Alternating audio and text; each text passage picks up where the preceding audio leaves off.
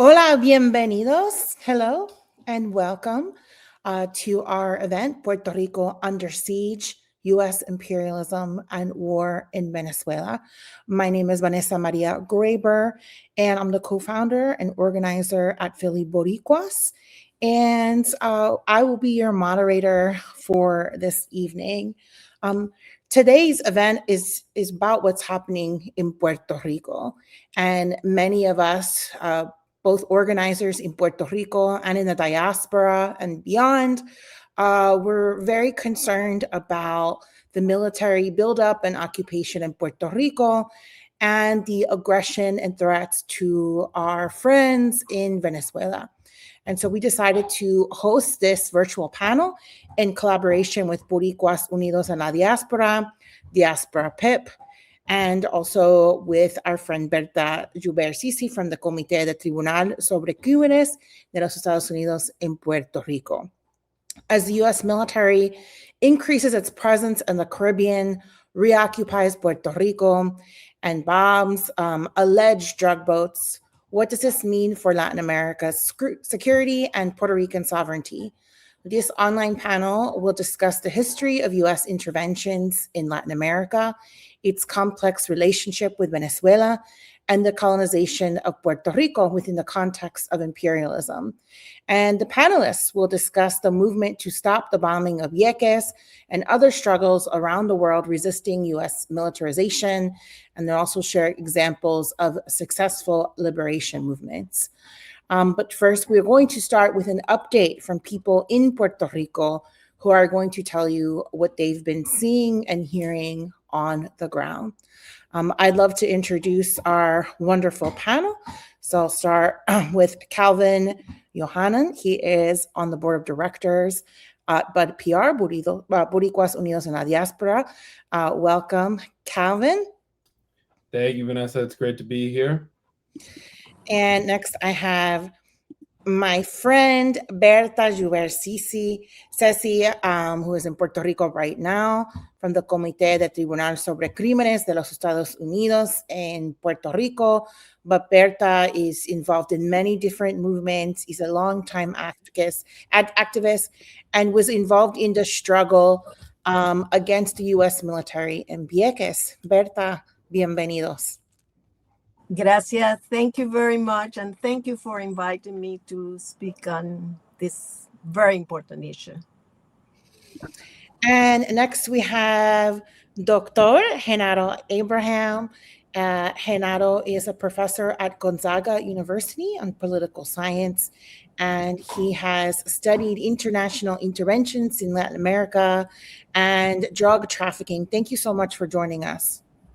Thank you for having me. It's a real pleasure. And I myself am a member of the Diaspora, and I am a journalist. And as a journalist, I've been collecting a lot of information and many different media sources about what's happening. And so before we dive in, I want to show a couple of video clips and get people up to speed if they don't know anything about what's happening. They are short. And then Berta's going to give us an update from the ground. So let's look at one of the first clips. And this right here is an update from Democracy Now! Democracy Now! Did a story today about the blockade that's happening in Venezuela. So let's see if we can pull this up. All right. President Trump ordered a blockade on sanctioned oil tankers going to and from Venezuela Tuesday, ramping up his threats on President Nicolas Maduro. In a post on social media, Trump said, quote, "Venezuela is completely surrounded by the largest armada ever assembled in the history of South America. It will only get bigger, and the shock to them will be like nothing they have ever seen before, unquote. Last week, the U.S. seized a tanker in the Caribbean Sea that was carrying Venezuelan oil for Cuba and China. Since September, the U.S. military has been carrying out airstrikes on alleged drug boats in the Caribbean and Eastern Pacific near Venezuela, killing at least 95 people in 25 attacks without showing evidence of drugs. Meanwhile, Defense Secretary Pete Hegseth said Tuesday there are no plans to release the full unedited video showing a deadly second strike on. Okay, so you just saw a report from Democracy Now! Where they have escalated tensions and formed a blockade. In the last week, 2 American planes almost collided with other commercial airliners in the restricted airspace. And more and more troops are arriving to Puerto Rico. So right now, we are going to look at a clip that talks more about the military buildup in Puerto Rico.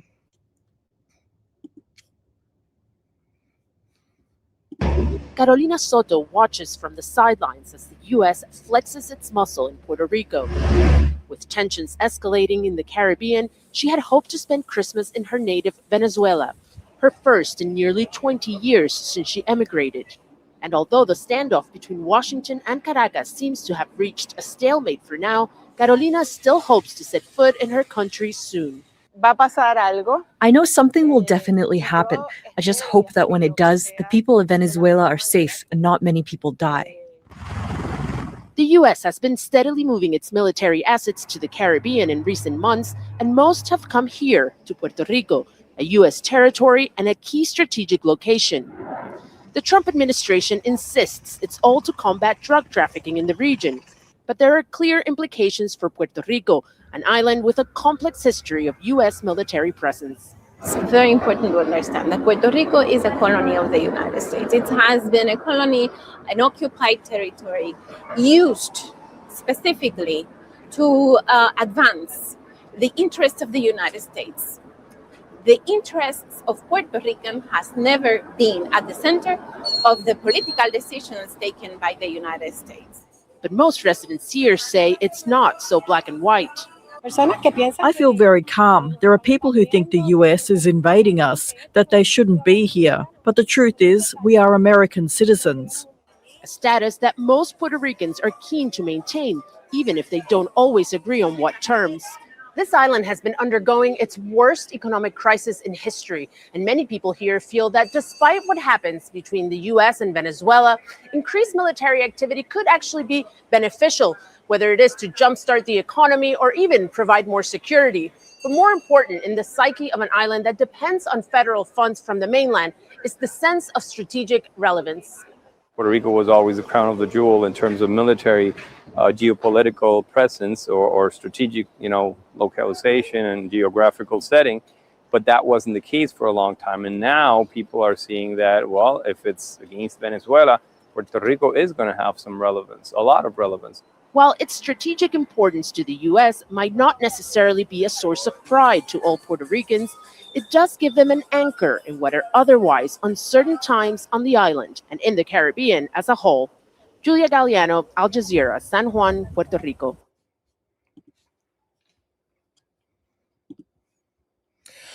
Okay, so you just got a summary of some news reports. Of course, some of these come from media sources internationally. Right now, I want to bring back Berta.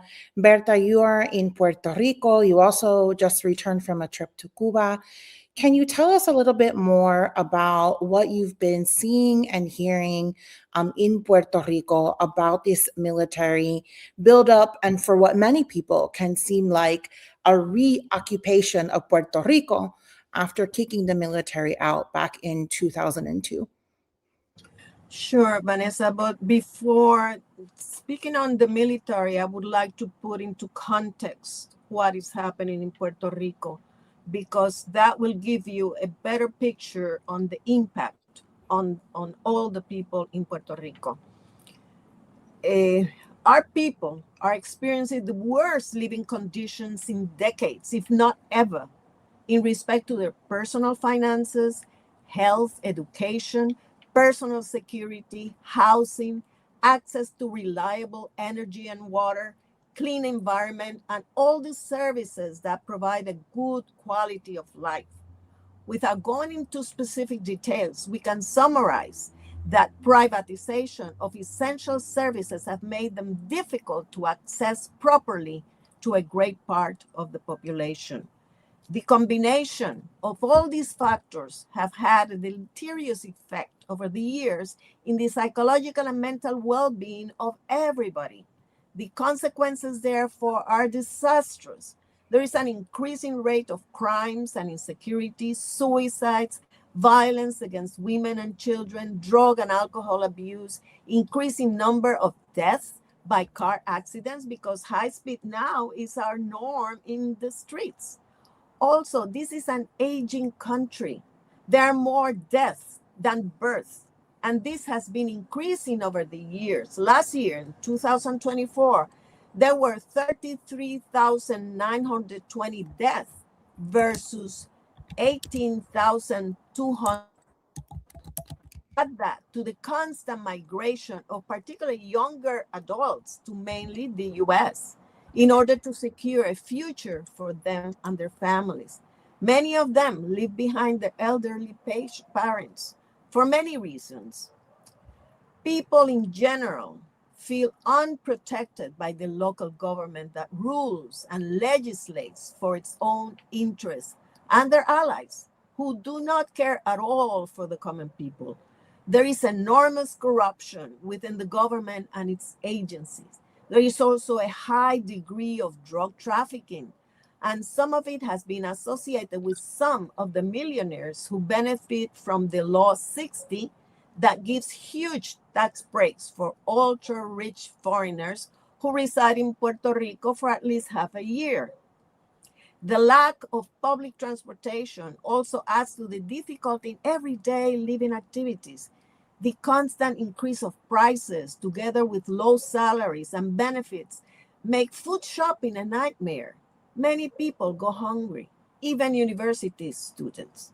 So that's the impact. That's the where this militarization is impacting the population, that it's already in a dire situation.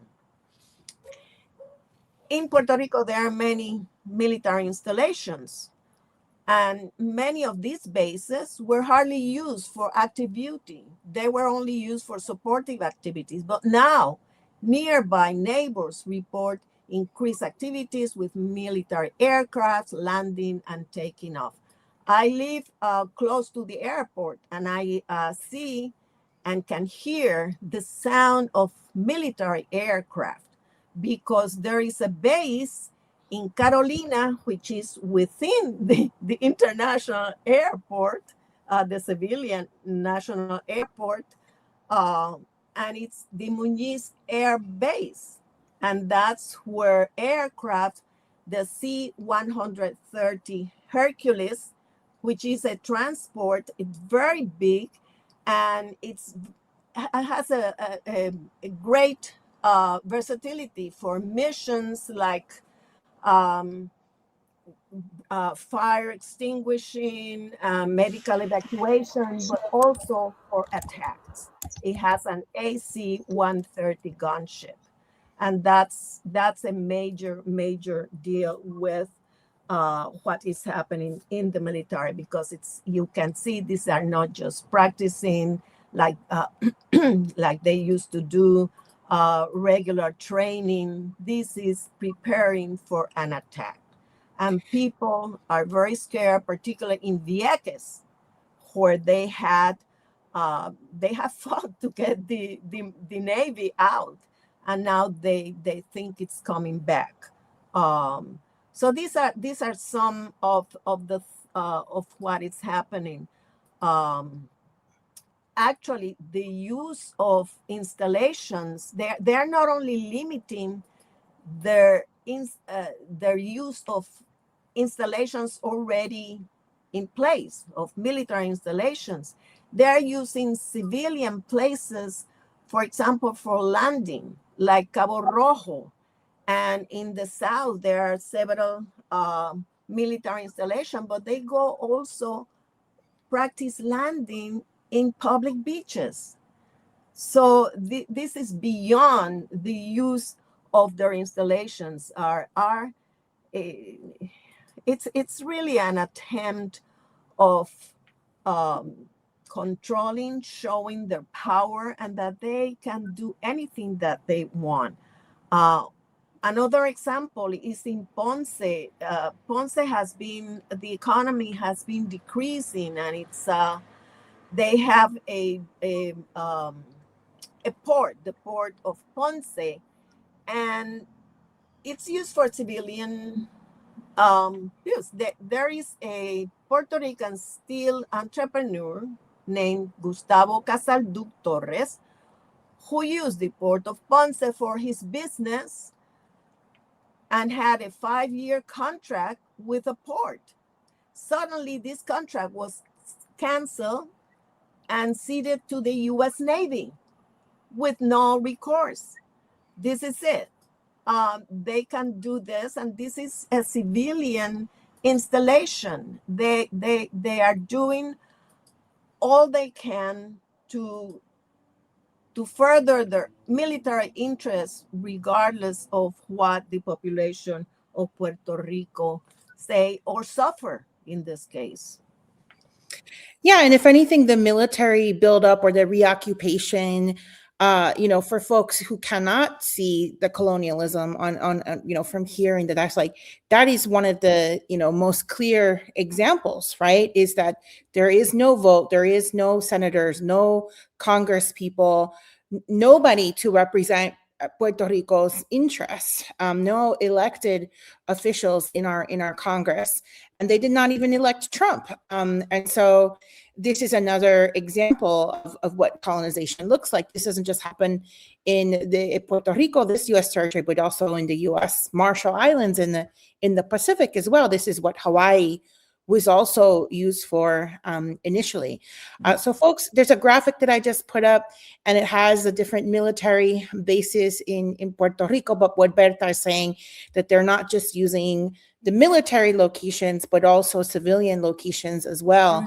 And what many people have reported seeing on the island, and based on news reports, are F-35 fighter jets, C-130s, mm-hmm. Those are the large cargo planes, Reaper drones, those are the ones that have been sent out to the Caribbean to launch strikes on those boats. They're leaving from Puerto Rico, and also surveillance and attack drones, right? And you can even go on YouTube, and the U.S. military is posting videos of everything they're doing. And it's like Berta says, they are preparing for war. These practice drills look very scary. And the fact that they are posting it on their YouTube channels is also interesting. Thank you, Berta, for that report. We have a lot of ground to cover, so we are going to bring in Dr. Jenaro Abraham, who's going to talk about the connection, like why are they building up? What is this history here with Venezuela? And with all of these interventions. And so before we begin to understand Trump's interest in Venezuela, can you talk about what the Bolivarian revolution, Chavismo, the current situation under the Maduro administration, because a lot of people are not understanding what's really going on here, and talk about the sanctions. I know you've done a lot of research on countries like Colombia, Venezuela, the drug war. So tell us a little bit more about that. I'm going to take this off the screen. And for folks who are just joining, Dr. Abraham is at Gonzaga University, where he is a professor and a political scientist. He's in Puerto Rico right now. What part of Puerto Rico are you in? I'm speaking from Culebra, Puerto Rico. Yeah, interesting, because Culebra before Vieques was also used as a military installation. So tell us a little bit about the questions that I asked about Venezuela. Yes, I can't thank you enough for that. But before I kind of answer the questions, I did want to foreground this conversation. First of all, by thanking the panelists for being here, and thank you all for having me here. I wanted to talk briefly about the connection that Puerto Rico and Venezuela have throughout their longstanding colonial history, whether it be with the whether it be with Spain as the colonizer of both places, and the United States, in that the United States is acting as a regional hegemon in much of the Western Hemisphere, but also is the current colonial overseer of Puerto Rico. Puerto Rico and Venezuela share one thing in common in their colonial history, if not many things, but one thing I'd like to highlight here, and it's that both nations were once thought of as the economic backwater of Spain, right? And that they weren't big epicenters of extraction when it came to gold or silver. They weren't big epicenters of extraction when it came to, I don't know, when you think about the big landed elites that once controlled Latin America, a lot of this has to do with the fact that, well, there was an original accumulation of wealth that occurred first in places like Colombia, Peru, Mexico, in spaces where there was a lot of mining, and because of it, there were regional elites that, I guess, emanated from these economies. And because of it, both Puerto Rico and Venezuela, basically up until the 19th century, didn't really have that formidable economy when compared to many of its Latin American counterparts. And what eventually happened there is that you had the development of regional economies that were much more, I guess, communitarian. You had spaces where the epicenters of extraction do not create these same hierarchies that you would see in other spaces. So because of it, you had original accumulations that happened with elites in the 20th century. It's not to say that there weren't elites before or during the 19th century, but rather the ebbs and flows of, I guess, capitalist economics, right? That at one time or another had invaded both countries during the 20th century. They didn't really, create the elite-based systems that you would expect in other Latin American countries. And what you have then is, I guess, something that is there are opportunities for exploitation that the United States saw during the 20th century, right? And because of it, they became these focal points for the United States for military reasons, for economic reasons. More particularly with Puerto Rico, it's important to note that also that throughout most of its history, because it was the economic backwater of Spain for the longest time, it was often thought of as just this a military. It was a place for the Spanish military to create a garrison, right? To kind of protect its extractive initiatives in much of the interior and much of South America. And because of it, there was a whole defense system that was created throughout the Caribbean to defend its extractive interests. What does that mean?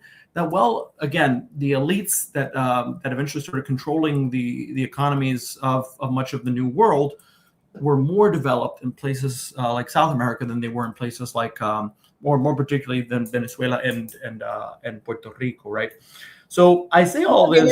They were mining gold. They were extracting silver, right? Mm-hmm. They were taking lots of sugar, right, which was also a commodity, coffee, cacao, and they looted Latin America for the last 500 years, and they were definitely getting robbed by pirates. Ironically.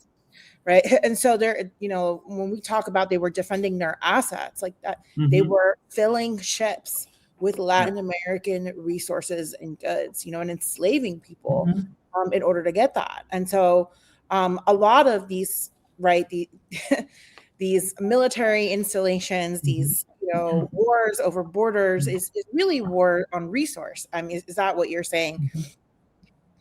Well, yeah, I'm saying that, and I'm saying that though there was particular interests that developed in the 20th century that were mainly focused on the asset-specific realities, for example, of oil, which created its own hierarchies that you didn't see in years before that, right? And what eventually happened was that, well, there was this rush, just like there would be gold rushes in other places, there was a rush for oil in the 1930s in Venezuela. And with that, you had the development of an economic system that was once thought of as something, of a nation that wasn't as centered around extractive economics. All of a sudden, it became much more extractive in the 20th century. And with it, you had the development of a system that was built around simply extracting from Venezuela, right? But not necessarily from Spain, obviously, because Spain had long left, but rather from the United States and its interests and how it developed over time. And with it, you had the development of something called the Punto Fijo system, which was a power sharing agreement from 1958 to 1998, which was between COPEI and Acción Democrática, two political parties that would basically, I guess, much like it happened in Colombia, much like it happened in other spaces in Latin America, they would basically switch off, they would divide power in ways that were not analogous to democracy. And with it, most of the politics were developed around the asset-specific interests of oil. So with it, you have the development of something called also what is known as Dutch disease, right? Where most of the economic interests in Venezuela were focused on oil, and because of it, there was not a development of other areas of the economy. And you had this consistent problem of boom and bust economies, where you had, when boom was great, there was cash flowing in the street. When there were busts, it was very terrible.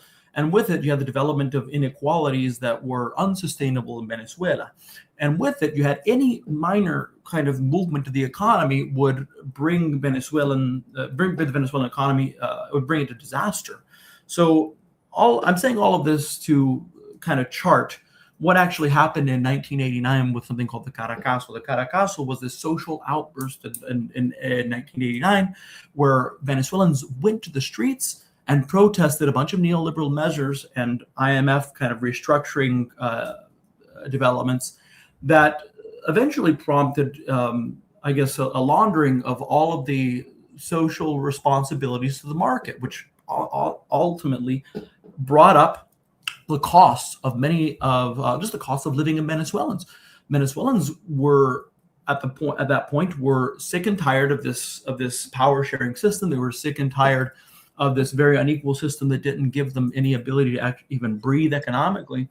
And because of it, they started looking elsewhere. And with that, in 1992, a coup that had occurred, or that was built, I guess, from within the military in Venezuela, had emerged through the figure of Hugo Chavez. Right, Hugo Chavez Frias was a military officer in the Venezuelan military, and he was able to galvanize a lot of the population by speaking to the inequalities that most Venezuelans felt. And while the coup had failed and he was eventually pardoned, he ran for office promising a new constitution with more democratic rights. And currently, Venezuela is governed by that constitution. That constitution brought indigenous rights front and center. It brought the rights of minorities front and center. It provided a lot of things you'd expect of welfare states in many modern states. It created this entire system of development that hadn't existed before in Venezuela. And because of it, it was something that threatened the extraction of oil that had been occurring since the 1930s. And because of that, you had also, a pushback in Venezuelan society from the upper echelons of Venezuelan society that always depended on the extractive efforts, but also a pushback from the United States, which was the country that was used to this flow of oil always going to the United States through the extractive industries that they had managed to develop during the course of the 20th century. So I say all of these things to foreground the fact that this pushback is part of a greater pushback, the pushback that we see from the Trump administration, where there's an attempt to seize the assets of Venezuela, like an oil tanker that we see in the Caribbean right now. It is foregrounded as something that happened much earlier, and that it's a continuation of the United States trying to continue its extractive project that it developed in the 20th century that had been at one point or another during the 21st century stalled for a minute, right? So the United States is trying to, I guess, take advantage of this moment of political crises with hopes to seize the oil assets that it thought it always had a hand in. I don't want to go any further because I feel I could go much further into that. But yeah, we can do a whole semester. I took a class on Venezuelan history with Dr. Steve Elner. Shout out to Dr. Steve Elner. You can find him on Venezuela Analysis. And this is initially what piqued my interest in doing this, is like that background. And I remember back then in doing research on that history, I remember thinking, wow, the Venezuelans have so much in common with the Boricuas, right? With the Puerto Rican struggle, right? And this is like the working class struggle around the world. And we saw these pushbacks on neoliberal policies happen all over Latin America. Many of the movements were driven by young people and students. And so what you're talking about in Venezuela, happened in many other places as well, because of the extractive practices that were not limited to Venezuela. And that is why you see left-wing governments in places like Brazil and Bolivia, Nicaragua, and others. I want to move us along to the next question, which is, what impact has U.S. imperialism had in Latin America? Can you describe some of the interventions and the Monroe Doctrine? Because these struggles, like I said, are all connected, and it's really about the wider resource extraction. Yes, thank you for that. Yeah, when we think about imperialism in Latin America, or imperialism in general, I think we're often used to these big kind of caricatures of, like, maybe King George, or these figures in American history, for example, where you see them imposing political models over foreign, polities, or polities that they're developing. But in reality, U.S. imperialism, unlike, I think, the imperial models that you'd seen before, is they're models that are focused almost exclusively on the extraction of resources for the sustainability of their capitalist economic project. And because of it, U.S. imperialism in Latin America is something that is defined almost exclusively by what can be taken from Latin America. Does that mean that soft power doesn't exist, that there aren't other projects that the United States tries to promote to ensure its hegemony? No, of course there are. But the primary reason, and from the point of view of even realist scholars in international relations, is to ensure their hegemony. And they ensure their hegemony by sufficing the economic interests of the people that extract from Latin America. So U.S. imperialism in Latin America that can be seen in places like Venezuela through what they're trying to attain from it, which would be oil. But in places, let's say, for example, where there's not oil, there are other interests that are at play where they would like to continue to sustain their hegemony in those spaces. So in places like Nicaragua, and El Salvador, in Guatemala, in Honduras, you see the constant funding of either Contras or the favoring of political interests that were just connected to the landed elites of those spaces. And the United States, I guess, in its attempt to ensure that extraction would continue, would favor some elites over others. And we see this also throughout when it comes to Colombia. We see this also when it comes to other nations such as Brazil. We see this through the development later from the 1970s onward. After the 1973 oil crisis, we see it through the development of neoliberal economic policies, which were, placed coercively over much of Latin America. It happened in Chile through the Pinochet dictatorship. It happened tacitly. It happened coercively, but through the back door with neoliberal economic policies in Argentina, in Uruguay, in Brazil. And it also is occurring, quite frankly, in Puerto Rico, where we see a realignment of political interests that are trying to ensure that the status quo in other words, the stability of extraction continues. And to do that, they will favor candidates, they will favor elections. However, I will say one thing, that it has been a while since we've seen the development or the stability of the Monroe Doctrine model play out in such a way where it's out in the open, where the administration promotes the idea that they are going to be the new quote unquote protectorates of the Americas. For those of you who don't know, the Monroe Doctrine was something that was promoted by President Monroe in the 19th century, and it was something that was eventually put into place during the late 19th century in the United States' claim to being the sole authority, the sole protector of the Americas. And with it, they were able to justify the invasion of Puerto Rico, Cuba, the Philippines, Guam. They were able to eventually justify their intervention in Colombia, which eventually carved out Panama and allowed for the United States to create a canal that would protect its interest in the Caribbean and its trade interest, to be able to move products from the Caribbean to the Pacific. And this is all to say that the United States right now is, and particularly under Trump, is developing and I guess perpetuating its continued role over Latin America. And it's the people that are in power and their connections to certain interests in Latin America. They only hope to continue to perpetuate this because they know that this is going to sustain their political project for years down the road.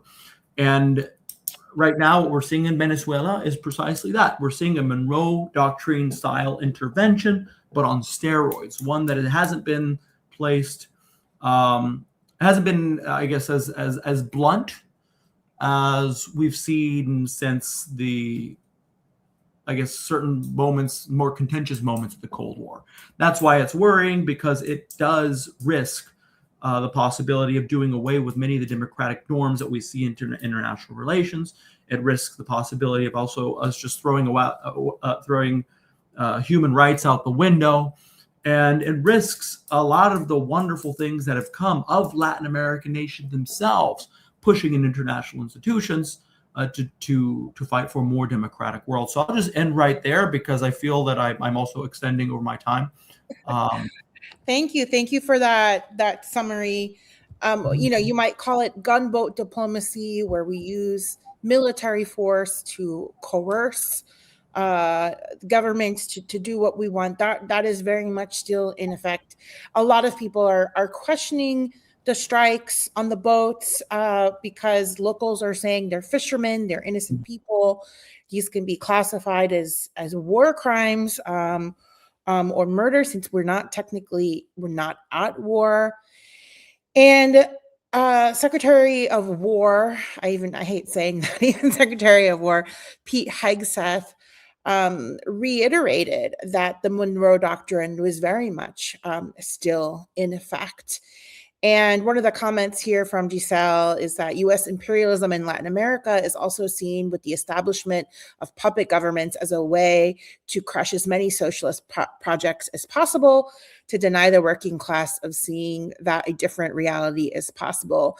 And yes, Jenaro mentioned the interference, right? So there is election interference, there is manipulation with disinformation.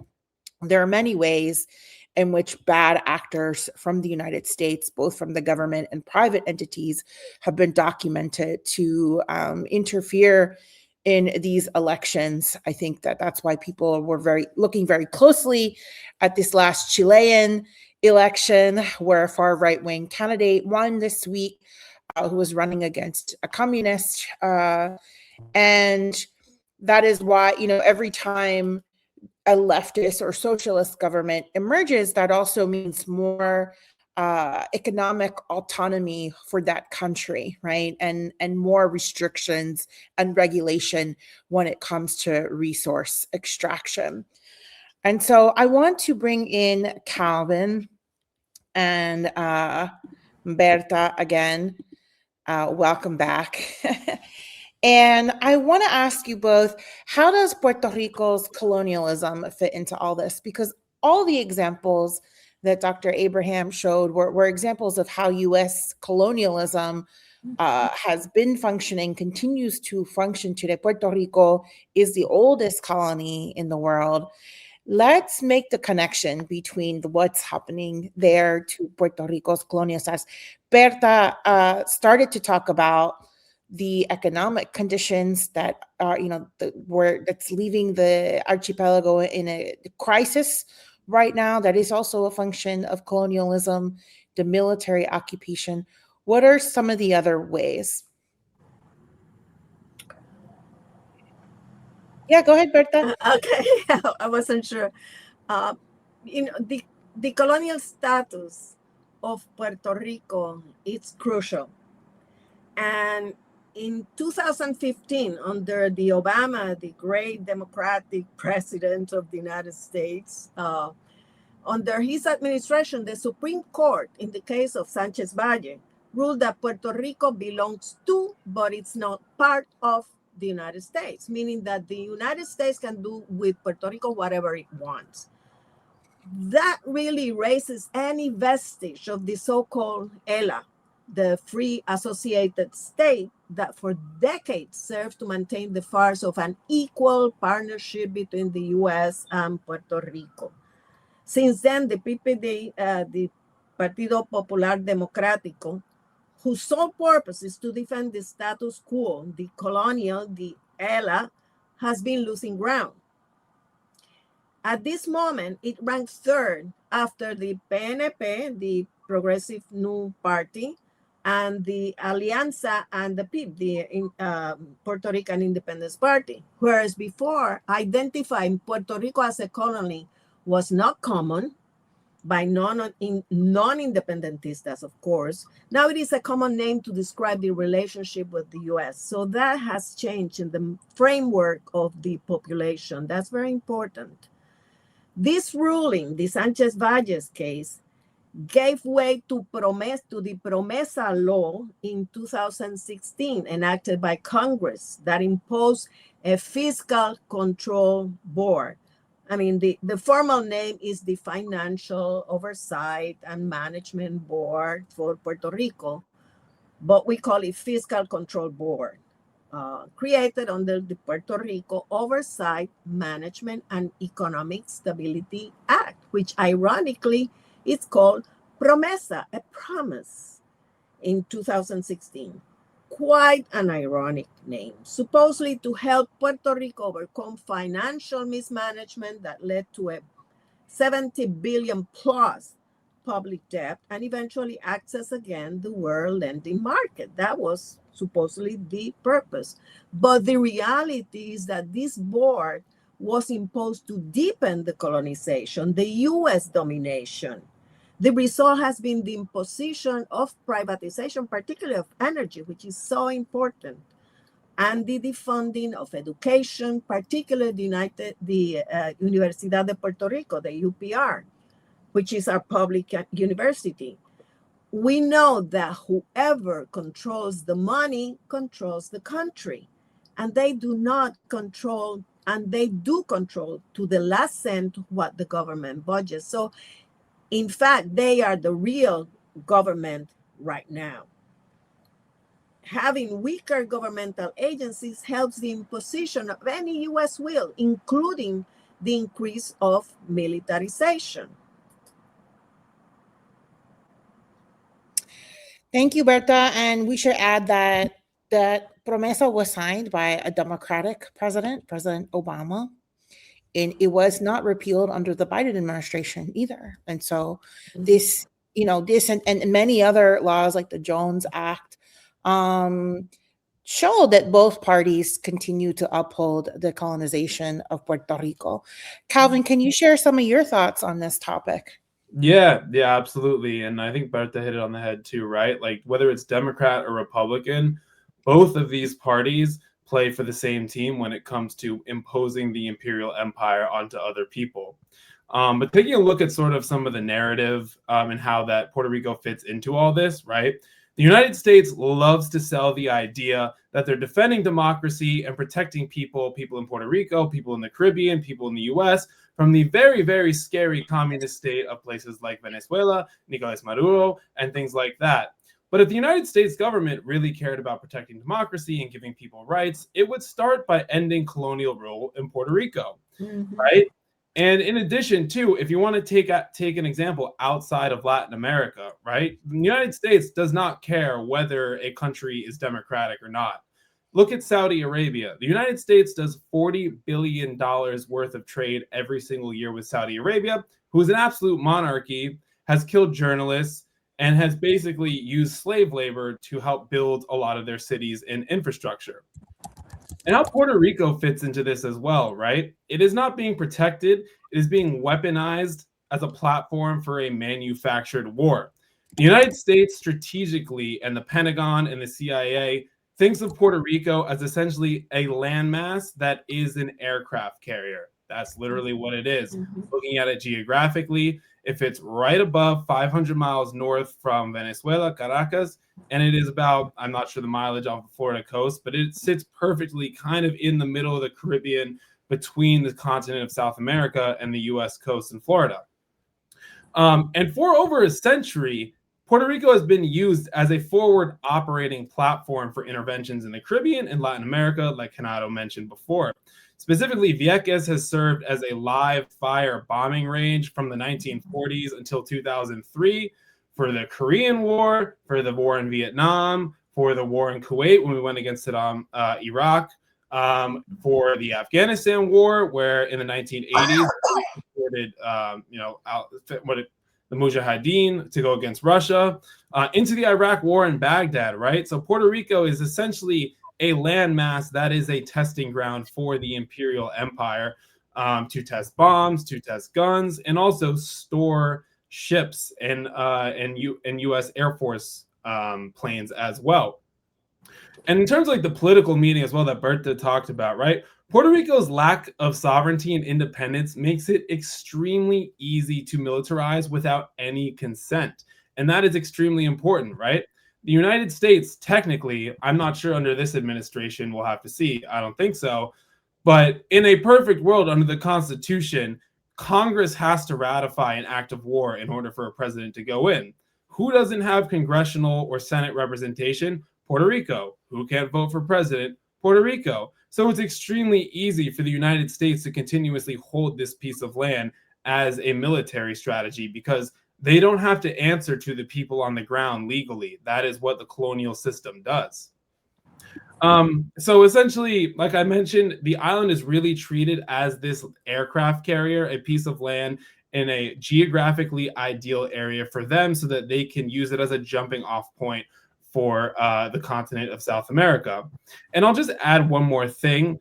There's a very false dichotomy that's being pushed that the United States loves to push, talking about like the narrative piece and protecting democracy and things like that, that you must choose a side, that you must choose a team, USA or Venezuela, communism or, free state enterprise, empire or Maduro, statehood versus independence and chaos. But this framing is simply designed to collapse political imagination and criminalize independence by smearing it that Puerto Rico is going to be the next Cuba or the next North Korea or something insane like that. And it's particularly useful for the empire to use that to split its colonies. And it turns every conversation into a culture war instead of actually talking about how to improve material conditions. Thank you for that, Calvin. I could feel your passion on that subject because it's such an injustice, the way in which people in Puerto Rico have no sovereignty, no autonomy, and also they're defenseless, right? Because now you have an invasion of seemingly a foreign military, and there's no way that they can combat that in any way. And that is the way that many other colonized peoples feel as well. Berta, Calvin mentioned the bombing of Vieques for decades. And earlier we mentioned the struggle, the resistance against that. You were part of that effort. Can you talk a little bit about this important piece of history?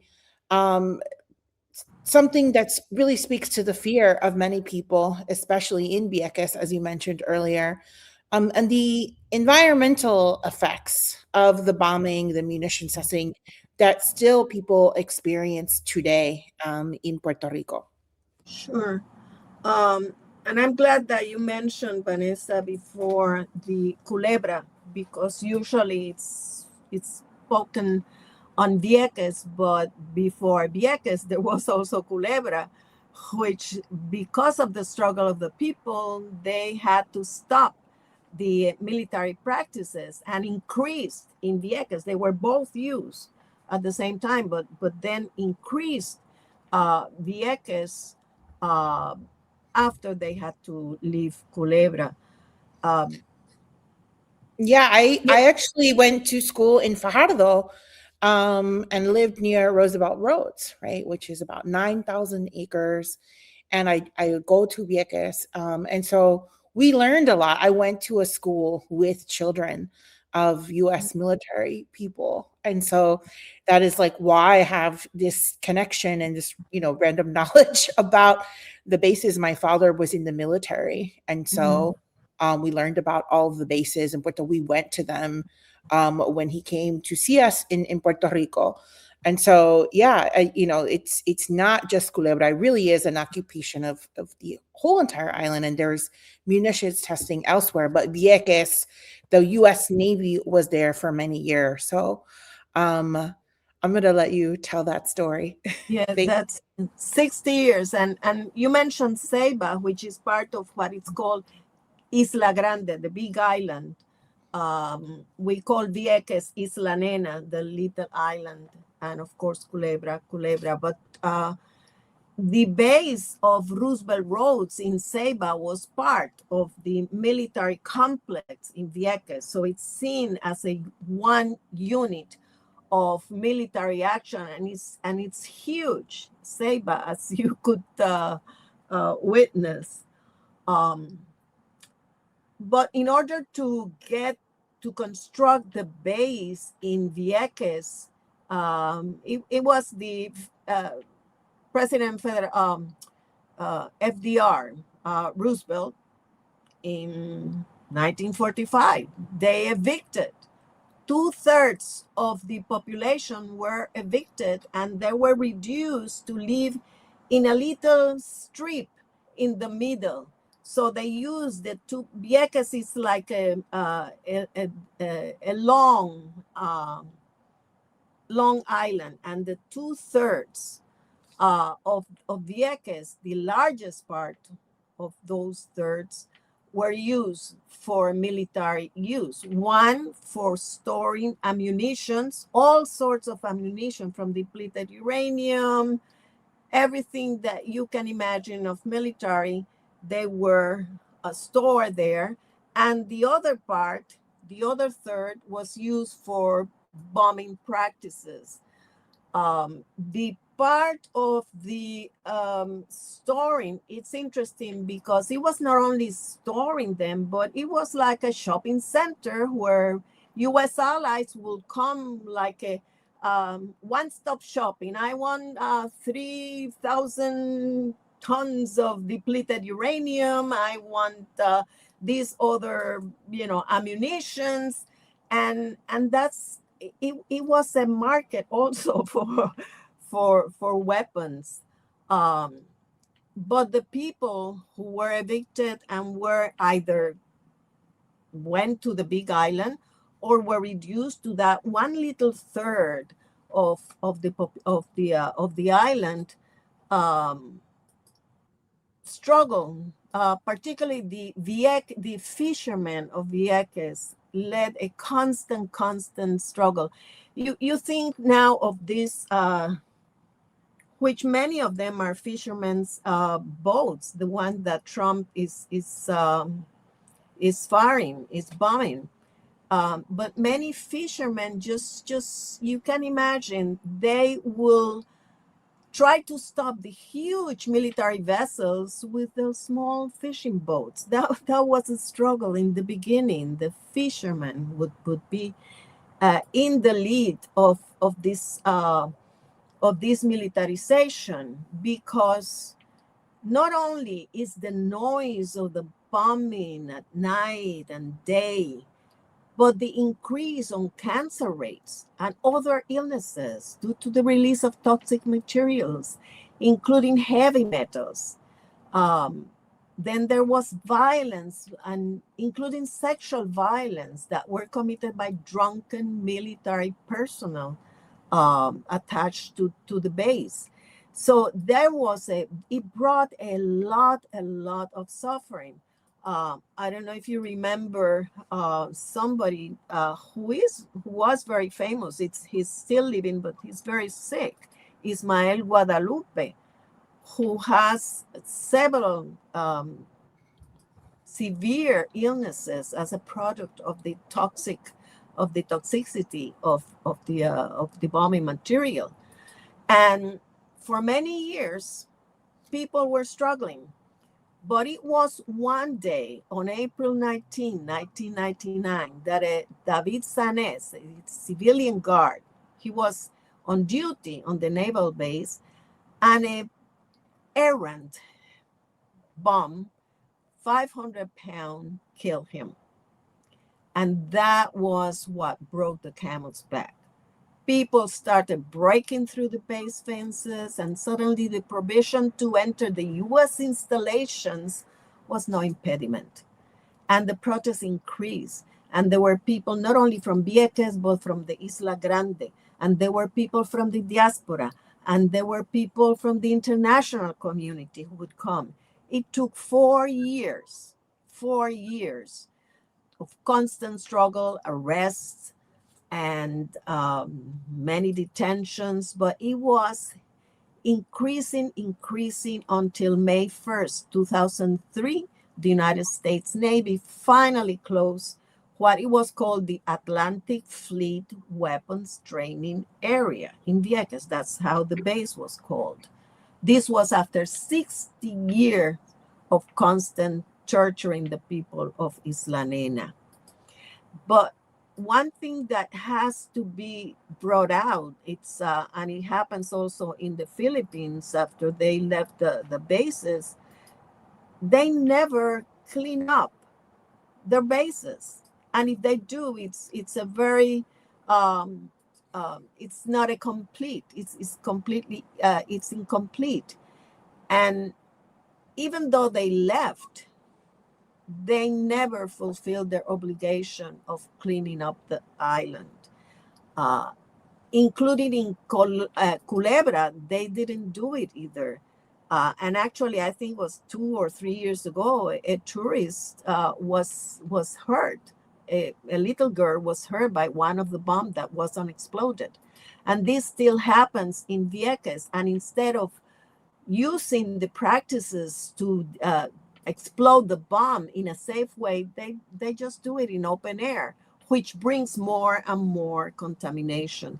So this is even though they are not there, it's an unfulfilled ending, which people are still struggling for. Berta, that's a really important history to share. I'm in Philadelphia, as you know. There's a lot of people from Vieques in Philadelphia. So there were many people here in the diaspora involved in the struggle and were supporting this effort. And it's important, again, to share our wins, when we resist and we organize and people engaging in civil disobedience. It's a shame that so many people had to suffer the impacts of the environmental effects, and many of which are still facing cancers, diseases, children who are born with deformities, and other developmental disabilities. And there are people who live on land that is still contaminated. And all of that is in the midst of the complete and total lack of healthcare on the island. There are no hospitals in Vieques. So not only did they leave all of those people with all of these terrible, debilitating medical conditions. They also imposed this economic crisis, which caused the closing of so many hospitals and the flight of so many medical professionals, which is still continuing today, where Puerto Rico's medical or healthcare system is in crisis and on the brink of collapse. And so it's important to note that even though the military left 22 years ago, people are still suffering the effects today and have not received any reparations for that. No. Plus the lack of transportation, because not having a proper hospital, they used to have, like I said, a clinic, but it's hardly usable, and for the crisis and the severe illnesses they have to go to Fajardo to go to the hospital. And sometimes they have to stay all day to wait for a ferry because it was privatized, and it's very uneven and it's unreliable for the residents of Vieques. And sometimes when it works, it gives priority to tourists outside of Vieques. And it's expensive. They keep increasing the costs every year. And not only that, but, companies like Airbnb have begun to gentrify the island and displace people. And the list goes on. But again, these are one of the many ways that colonialism manifests in Puerto Rico. For folks who are just joining the live stream, welcome. Tell us where you're watching from in the chat. We are going to have a Q&A in about 10 or 15 minutes with our panelists. So we would love for you to put your questions in. I'm Vanessa Maria Graber with Philly Boricuas, and I've been talking with Berta Joubert-Ceci, who is in Puerto Rico right now. And we have a couple other panelists here to offer information about the situation in Puerto Rico and in Venezuela. And I want to bring back Dr. Abraham Jenaro, because I want to dispel some disinformation, right? I'm a journalist. I pay a lot of attention to what's happening in the news. And one of the reasons I became not just a journalist, but a media activist was as a student. I was studying media. I learned about the lies that mainstream media, corporate media, would tell as a justification for the invasion of Afghanistan and Iraq, right? It was about the weapons of mass destruction, lies about terrorists. And The Daily Show just this week showed a lot of the clips from that time in the justification, and they are almost identical. And it's uncanny to what pundits and people in the Trump administration are saying. And so whereas in Iraq and Afghanistan, a lot of the disinformation was related to these weapons of mass destruction, the lie being told about Venezuela is about the drug war. And because you've studied drug trafficking, narcotraficantes, and the American war on drugs, I want you to talk about whether or not that is true. Where are the drugs coming from?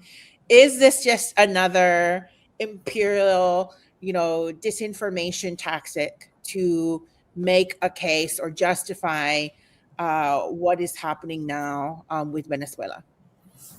Yeah, thank you for that question and the generous introduction concerning the drug trafficking issue. I think we should just be very blunt about it, right? The drug trafficking is a problem in much of South America. However, it is Venezuela as a place of transit for drugs is a very minor player when it comes to international trafficking networks. And it is one that doesn't even do it necessarily so much through the Venezuelan-Colombian border, but rather through other geographical particularities that it shares with the Caribbean, through its connection to Trinidad and many of the outlying islands. And it's important to note that also when these claims of drug trafficking are levied against people like Nicolas Maduro, or which is the current president of Venezuela, or any other leader in Latin America, this is not something new. This has happened for the greater part of like 5 decades. This has been an instrument of, the United States attempting to intervene in other countries, claiming that drug trafficking is the primary reason that they are intervening. But in reality, and there's several examples of this. This happened with Nixon on the Mexican border. This happened with the Campaña de las Dos Penínsulas, which happened when it came to develop the marijuana economy. They call it La Economía Marimbera between Colombia and Venezuela. It's on the Guajira Peninsula. And it happened in Panama under during the Noriega presidency. And these claims have been levied against Latin American leaders whenever they kind of they deviate from the U.S. interests, right? Now, because of this, I think it's important to note that drug trafficking economies themselves, they're problems, but they're not problems because there's like one kingpin necessarily controlling all the economy, but rather because they actually empower actors that we wouldn't expect them to empower. They empower people that are connected to landed elites in Latin America. They empower people that have nefarious connections to political leaders in Latin America. And when you look at the numbers that are provided by the DEA itself, it's a U.S. organization. It's a government organization dedicated to trying to stop trafficking and to study the trafficking networks themselves. Most of the drug trafficking happens through Colombia. And it happens from Colombia because Colombia is one of the biggest producers of many of the base products of the drugs that come to the United States, more particularly to coca. Right? Coca is, it's the base product for cocaine. It's a product that is used by indigenous communities, but when refined, it can be used to produce cocaine. The interesting thing about the political economy of cocaine, though, is that in places like Colombia, and places like, in fact, not so much Venezuela, but mainly, Colombia, maybe in places like Ecuador, it is an economy that has been used to launder money of many of the right-wing political elites that are connected to the United States. There's a very important statistic that came out in the 1980s from a government organization in Colombia called the INCORA. And the INCORA was a land distribution, land reform organization that was dedicated its efforts to giving back land to peasants that were displaced from their communities and whatnot in the context of the longest civil war in the Western Hemisphere, the Colombian Armed Conflict. And the statistic was that during the 1980s, much of the land that the INCOR actually confiscated from people that had attained their land through nefarious means and through extrajudicial means, over 40-something% of the land that they had confiscated during that time actually belonged to narco traffickers, or that were bought by narco traffickers themselves, which ultimately meant that there was this nexus of land elites and narco traffickers in Colombia. It's also important to note that the drug trafficking economy in much of Latin America is not focused on cartels anymore. To say that there's like a cartel de los soles it's a silly claim, for example. And to even claim that a government organization is connected to the cartel de los soles in a country that is effectively blockaded by the United States is also ridiculously silly, because it doesn't really describe how drug trafficking actually happens between the United States and South America. In fact, if there's one true thing about the way the economy works, is that it's very different from the way the United States describes it. It's not focused on drug like kingpins. It's not like this Pablo Escobar kind of model that we saw once in the 1980s and 90s. It is very much atomized, and it's very competitive. It's very capitalist, and it's very neoliberal. And you have these atomized kind of factions of people in places like Colombia and places on the Colombian-Venezuelan border that are competing for routes, that are competing for ability to actually, export drugs, but they're not occurring through the ports that you expect. Most of the drug trafficking in the United States happens through legally sanctioned means. What do I mean by that? They come through freight. They don't come through little speedboats in the Caribbean. it would be silly to think that most of the drugs that come to the United States come through a little speedboat that you bomb in the middle of the Caribbean. It makes no sense. It's obviously perfect for the optics to create like this caricature of what actually happens, but it is a complete and utter lie from the administration to claim that they're, that this is the primary focus of this. It's not. If they really cared about drug trafficking, they would be trying to, particularly in places like Colombia, where about 80% of the cocaine that comes into the United States, it comes from Colombia. They would be trying to find the nexus between right-wing paramilitary groups, some non-affiliated drug trafficking groups, and how they maintain connections to the United States, right? Ultimately, we have to look at the drug trade as a capitalist economy, and capitalist economies don't work well under blockades. That's why Cuba is a terrible drug trafficker. Venezuela is a terrible drug. They don't even have the means to do it like their actors are, even if they wanted to. En cambio, Colombia. Yeah, and the raw materials and supplies and machinery to be able to process it. They can't even get basic medical supplies or farming machinery. So it is preposterous in the same way that these weapons of mass destruction never existed, and we were duped, unarguably by the U.S. government. It's important for people to do their research, about where the drugs are coming from, how this actually works, to understand that this claim is completely illegitimate. Calvin, would you like to add to this conversation?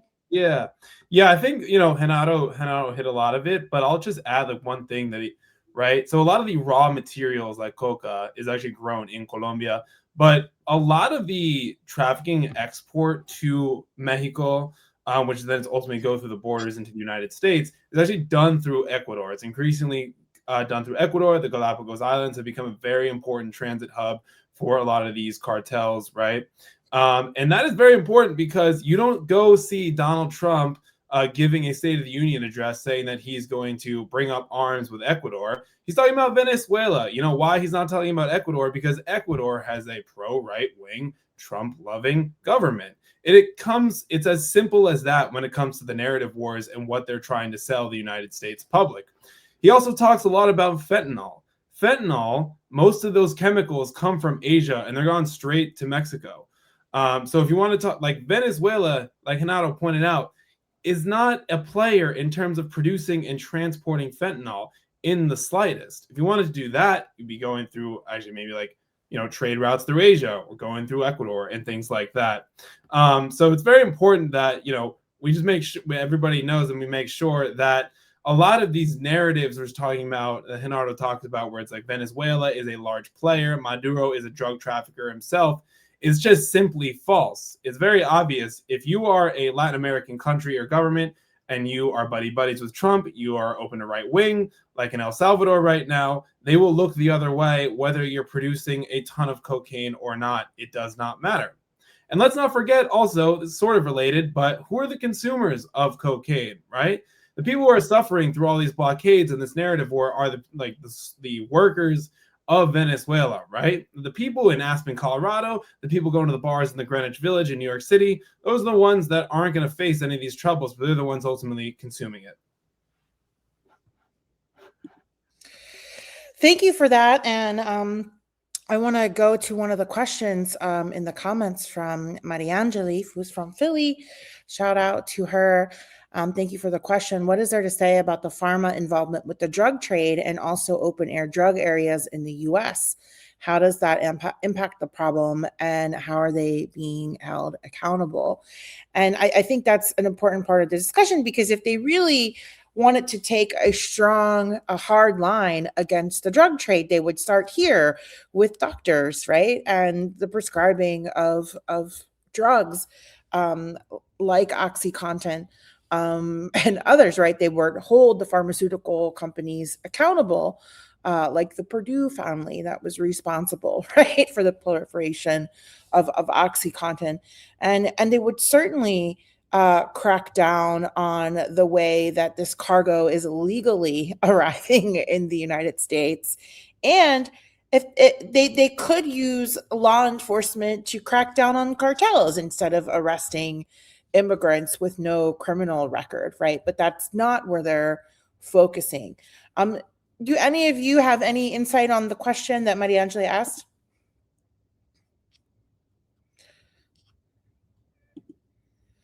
Which is about Big Pharma's involvement in the drug trade. I personally don't know too much about Big Pharma's, involvement in the drug trade, and that most of the stuff I actually study is like illicit economies, right? Ones that actually happen through the actors that we wouldn't, but that we don't have that much information from. However, I do think it is fair that there's a lot to say about how the U.S. involvement in the drug trade, the pharma involvement in the drug trade, these are dynamics that occur in part because there's a vested interest in corporations to making people addicted to fentanyl, making people addicted to the substances themselves that are produced by the pharmaceutical industry itself. So I think there's a huge problem, right? I think that more and more there's a lot of political pressure to hold companies accountable for being a part of this, right? However, I think under the Trump administration, the United States more particularly has turned a blind eye to the pharmaceutical industry, even with people within its party claiming that they're against vaccines, and there's part of these political coalitions that claim they're anti-pharma, but they never really attack the important players of the pharmaceutical industry. So I think there's a lot to say about that, and hopefully we can actually start building political coalitions that hold these people accountable, and not just claim that that we can actually get to the heart of the issue and really hold people's feet to the fire. Yeah, and I just want to add that Puerto Rico once had a booming pharmaceutical industry. A lot of people worked in those factories for many years, and it was a big boon to the economy. Then that's because U.S. tax code section 936 allowed U.S. corporations to operate there without paying any federal taxes. Again, no surprise there. It was a tax haven. And then they phased it out. And the result was that many, if not all, of the factories closed, and the jobs went away, and Puerto Rico's economy suffered. And so then the U.S. moved to drug supply that's mostly from overseas and primarily China. And so again, this is a global struggle against imperialism. Thank you both for your thoughts. I want to bring Berta back because we are coming to the close of our session. Thank you to everyone in the chat who has been hanging out for most of the time, everybody offering comments. If you have any other questions, please check in. The last question is about U.S. imperialism and the playbook in the Middle East and North Africa, Southeast Asia, Palestine, what's happening in Gaza, and the imperialist boomerang. How does it all fit together? Berta, if you want to go first, and then we can kind of just go do a roundtable. Yeah, but I wanted to mention about the drug trafficking, that the proof that the Trump administration cares very little on drug trafficking is that he pardoned Juan Orlando Hernandez, who was the ex-president of Honduras, who was in jail in the United States for drug trafficking for 45 years. Yeah, and I want to add that he was the largest captured. drug trafficker in Latin America. Yeah, and he was captured. He was given due process. Evidence was presented against him in front of a judge. He was, went through a trial and criminal proceedings, and he was sentenced. And yet those people in those boats who are alleged drug traffickers were not afforded the same due process that he was when he moved more than 400 tons of cocaine. And so, it is complete hypocrisy to say that the justification for these strikes on these boats and these murders is that they're drug traffickers. One of the biggest drug traffickers in the world whose sentence was not death. Right. But going back to the other question, I think that the capitalist system is suffering a great deal. And all these military adventures, all these, including the genocide in Gaza, not only in Gaza, they are getting in the West Bank and Libya and Syria. I think it's trying to control in a larger scale. It's also the U.S. against China and Russia. And China has been making a lot of hedge in Latin America and has made deals with different countries to the benefit of construction, including Honduras and, of course, Venezuela. And they are helping the economies of these countries. And I think the main issue on the United States and its allies, the European allies, it's to defend capitalism. It's like a person who is in the deep sea. It's choking. It's ahogándose, and it's trying to survive in any way, even if it makes him sink further. And this is what we're seeing. I mean, the steps that the United States is taking, as horrendous as they are and genocidal as they are, it's like shooting themselves on the feet. It's sinking the U.S. more and more. It's not something that will be immediate, but it's first, it has lost any credibility, any moral credibility on the world. The international agencies and instruments like the United Nations has been completely absent in their enforcement of what should be an international law.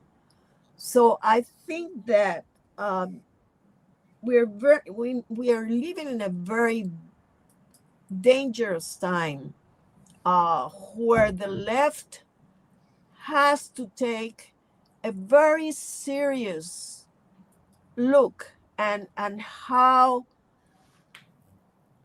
to unite more. And I'm thinking, for example, in Bolivia, it broke my heart. The elections in Bolivia and a result of internal,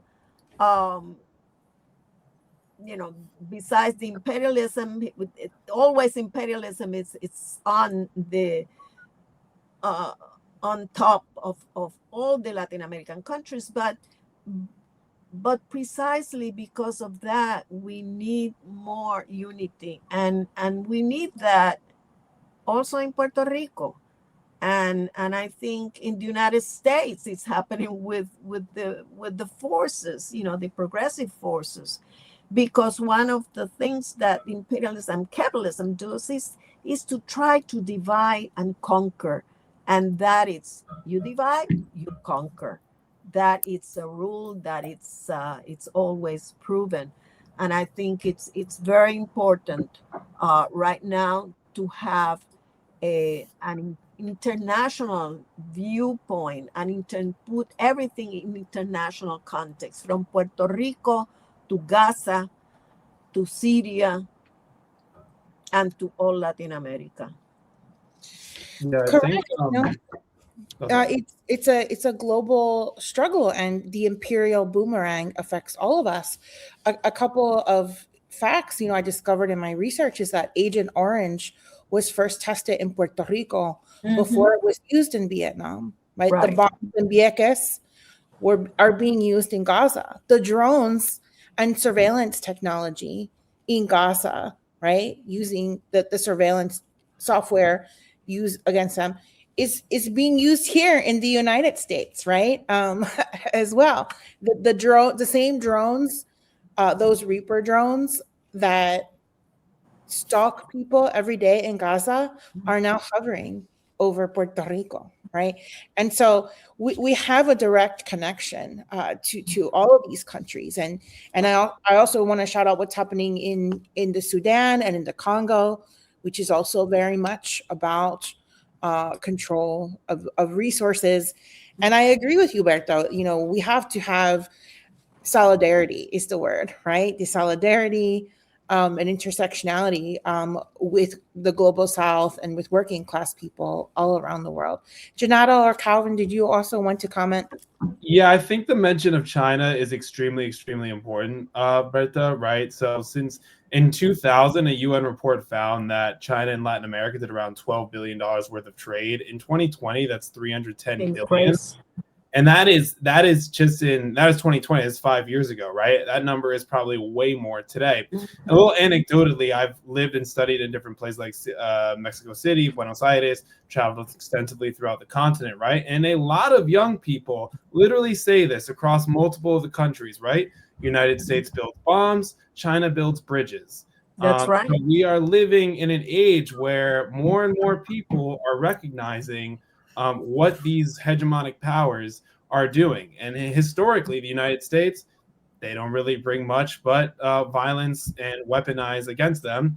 And China's coming in trying to do libraries and bridges and things like that. So the United States is crumbling under an oligarchy domestically, or the purchasing power has decreased tremendously, while they're also fighting a country that is going into their backyard per the Monroe Doctrine and giving people more and more opportunities.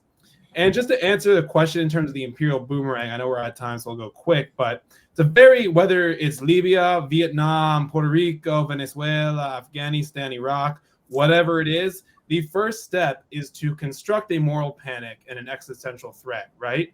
Communism, narco-terrorism, anything like that they could sell through the media to the US public. Then you apply economic warfare, right? The United States, under the first Trump administration, put a ton of economic sanctions on Venezuela. Nobody wants to mention that. That did not help in terms of people trying to leave the country because they were essentially choked out economically. Then you can get into, after you choke them out economically, you can get into covert operations and proxies like we did in Chile in the early 70s. And trying to get through election interference your guy, your right-wing candidate that will be pro-USA. And if that doesn't work, well, then you just use overt military force like we saw with the Vietnam War, in Afghanistan, in Iraq, and today with Venezuela. Thank you, Calvin. Calvin, Berta, and Jenaro. We are out of time. And so I want to go to final thoughts, 2 minutes each. If you can just give your final thoughts on all of these topics that we've discussed today, something about your organization and next steps. So, Jenaro, why don't we start with you since the other two just went? Wonderful. Thank you for having me on this panel. It's been a real honor. I think, for those who know me, or if you came in late, my name's Jenaro Abraham. I'm a member of the Diaspora del Partido Independiente Puerto Rico. That's the Diaspora of the Puerto Rican Independence Party. If you're interested in learning a little more about us, we do a lot of work across the diaspora. We are interested in supporting our Puerto Rican counterparts in Puerto Rico and their efforts, but also in galvanizing the diaspora to think about imperialism in meaningful ways, and ways in which our nation, the Puerto Rican nation, in all of its facets and forms, can challenge U.S. imperialism from wherever they are, right, and can contribute to what would eventually be the decolonization. I would like to end with Just a brief statement about how imperialism is a very complex creature. It's sometimes very hard to define, hard to understand, but it's very easy to understand when you see some of its contradictions unfold, as Berta had noted, for example, in Vieques, or as Calvin was mentioning in other examples.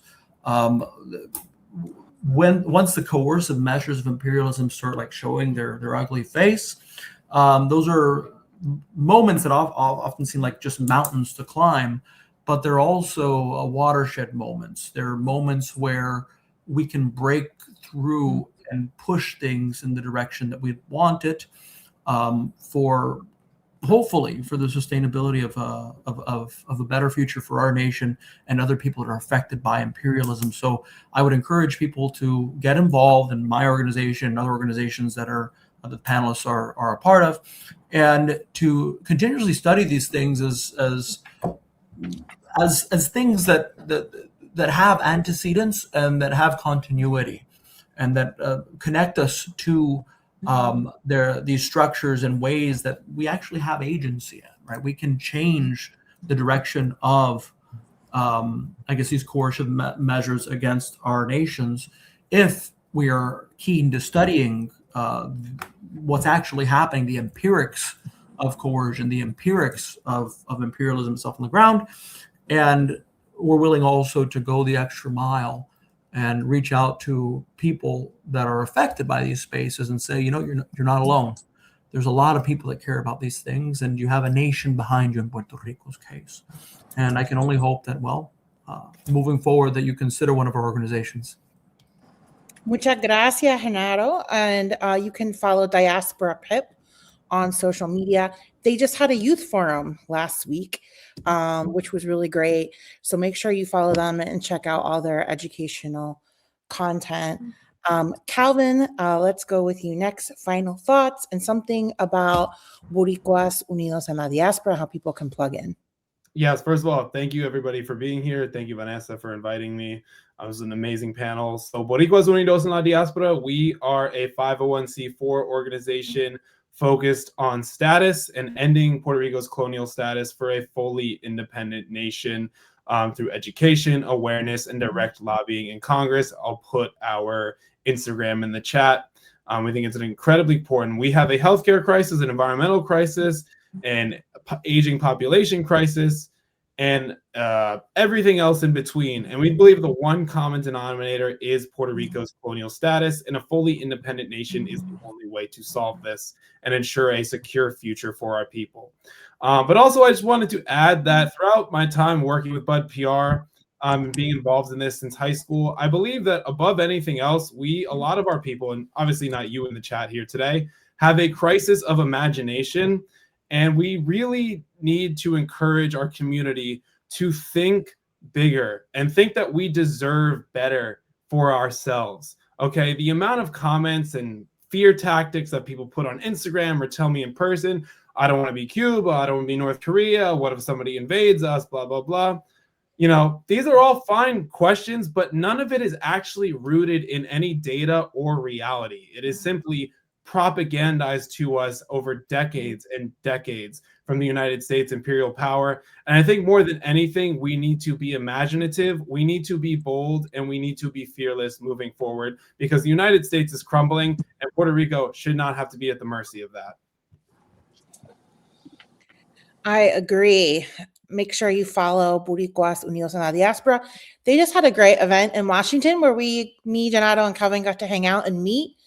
And we learned all about the economic sovereignty proposals for an independent Puerto Rico. They do lots of great events. They just issued a letter opposing the military occupation of Puerto Rico.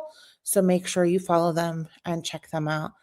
Berta, can you offer your final words? Everybody wants to follow you on Instagram, so I dropped your IG in the chat.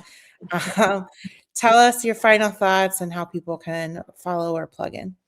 Yes, I'm from the committee that organized the Puerto Rico Tribunal. That's the tribunal against the U.S. crimes of colonization in Puerto Rico, held in New York in 2018. And we're not a mass organization. We hold virtual panels to promote unity in action. And this comes as experience. I worked when I was in Philadelphia. I worked in a party and was in Department of International Relations. So I had to travel to many places where Puerto Rico was not the issue. Sometimes even I introduced myself as, somebody from Puerto Rico. And later on, they say, oh, the woman from Costa Rica. Even the name of Puerto Rico, it's difficult to remember and to keep in the front. So, and that happens because we don't have a formal unity, a united front.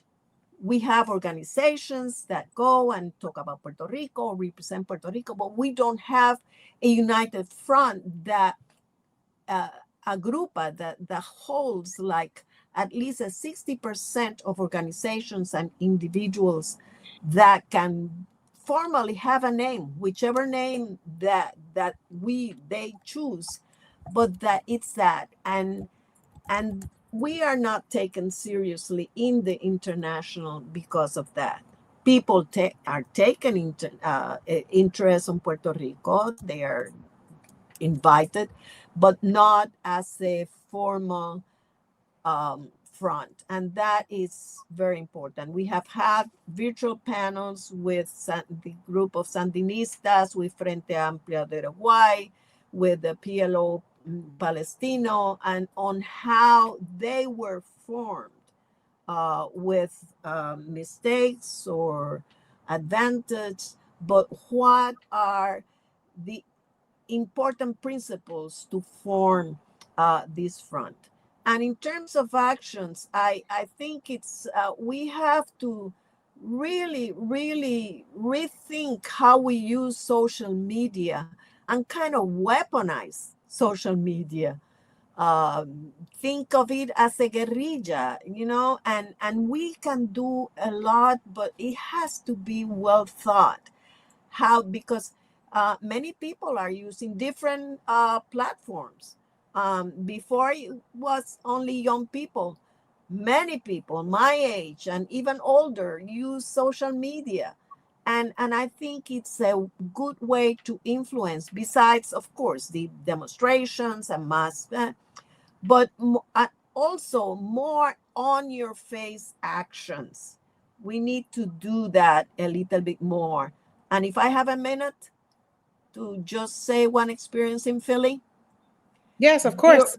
Okay, during when the Fiscal Control Board, one of the members who is now the president is David Skill, who is a professor of law of bankruptcy in the University of Pennsylvania. I was in a demonstration actually of immigrant, and somebody, a friend who studied in university, Berta, do you know that the Fiscal Control Board is speaking at UPenn? Well, I just jumped, made some signs, and went. Of course, I hit the chance, and I just kind of dressed, nicely and went. These are the kind of things, for example, that the diaspora can do, but we cannot do it here. You will never be allowed to go to a meeting of the Fiscal Control Board. But there, I went in the law school at UPenn. In fact, my Facebook, the picture is from that, taken by a Boricua student who was in the back and who I didn't even know. And she sent me through Facebook the picture. And these had confrontations because we were able to challenge David Skill and the Fiscal Control Board. So much so because we had a Se Busca poster and we posted it all over the university. The Inquirer, the Philadelphia Inquirer, had an article. He himself, if nobody knew about the issue, David Skill wrote an article in, I think it was Fortune, one of these economics magazines, very prestigious. And he wrote, about the Junta de Control Fiscal and how wrong these activists were in accusing him. So I think that more in your face actions we can do that when we have the opportunity. Thank you so much, Berta. And it's true, there is a lot that we can do, not just from the diaspora, but really all around the world. And I just want to talk about Philly Boricuas for a moment.